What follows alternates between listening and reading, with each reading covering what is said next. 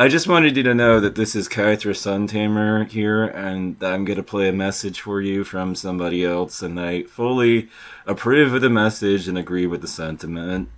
You're going to hear it in full. Get mad at me and just hear me out.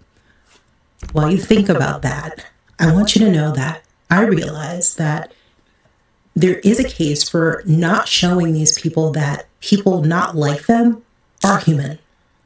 Rather, we should be reminding them that they are in fact human, even though they don't behave like it. I said it before, I don't hate Trump supporters. They fall more into a category of people I just don't mess with.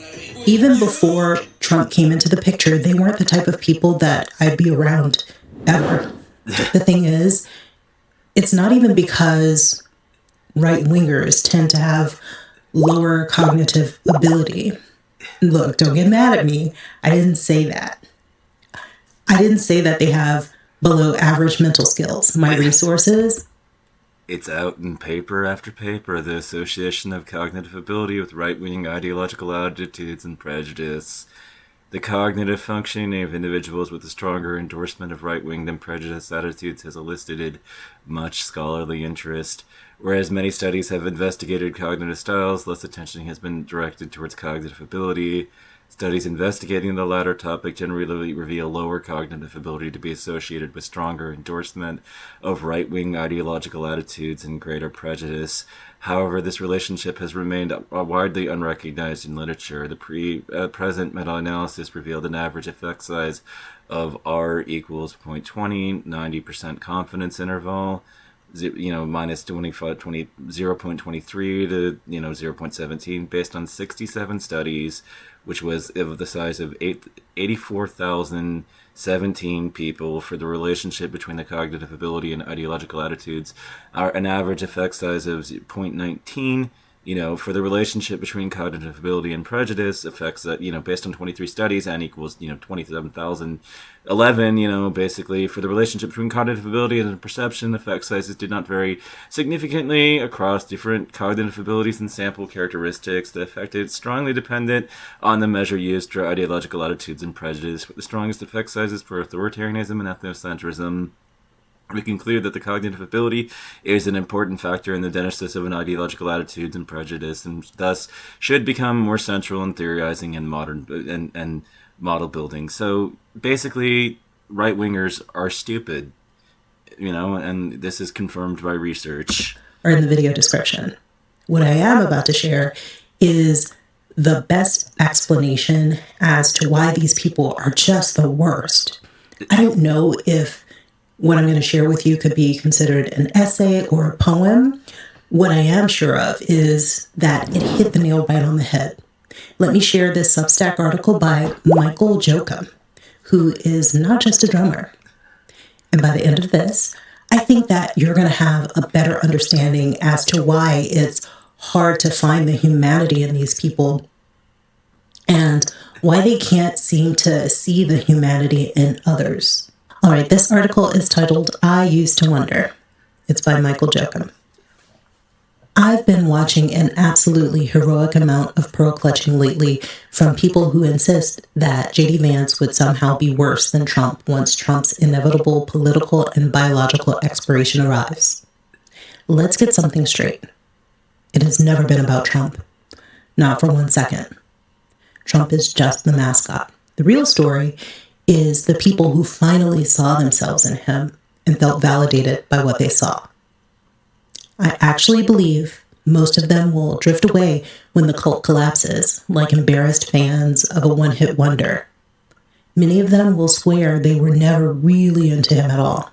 I used to wonder how it was possible that Trump could have won in 2016 and then again in 2024, given how emotionally toxic, morally vacant, and psychologically mangled he is.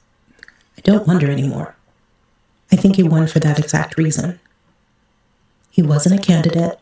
He was a mirror. If you were a racist, you found your guy. If you were a misogynist, you found your guy.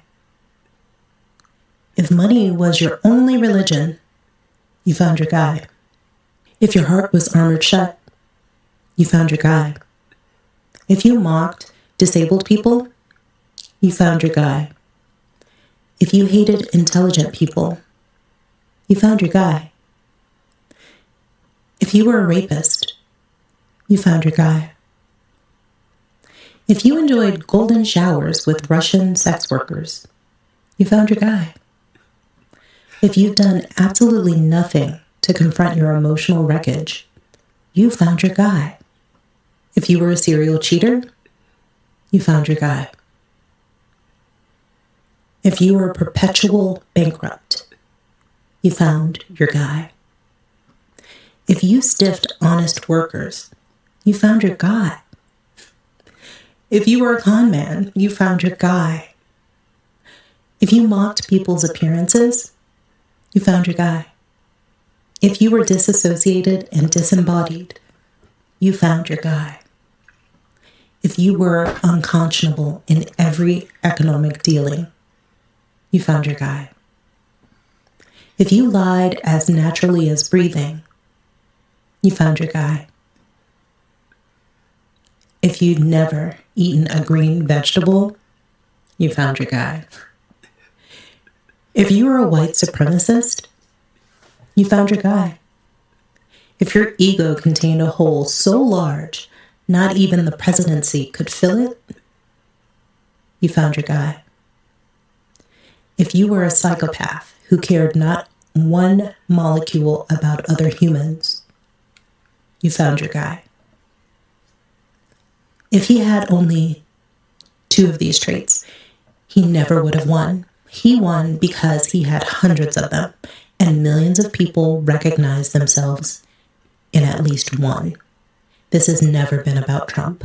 It has always been about the people who finally had their worst instincts validated. Trump didn't create the cruelty, he licensed it. He handed out permission slips for hate.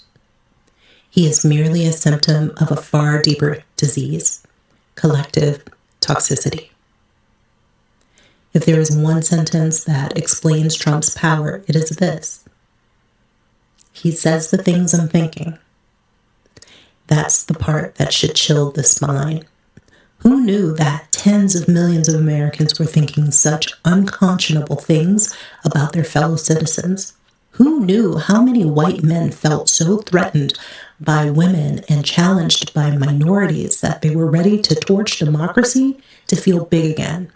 Who knew that after decades of apparent progress on race and gender, so many people were living in seething resentment, waiting for a demagogue to legitimize their worst selves and convert their bitterness into political power? Perhaps we were living in a fool's paradise. We aren't anymore. Michael Jochum, not just a drummer, reflections on art, politics, dogs, and the human condition. Thank you to everyone who sent me a coffee or a super chat. Michael launched his Substack about 3 months ago. If you like Substack, why not subscribe? I've linked his article in the video description. Did that upset you? Were your delicate feelings hurt? Good. Stay angry. Seethe with the anger. Remember, you are completely and entirely insignificant to me. The fact that you don't like me when this is the kind of person you are is one of the greatest honors that I could ever have bestowed upon me. To the Republican Party, KYS.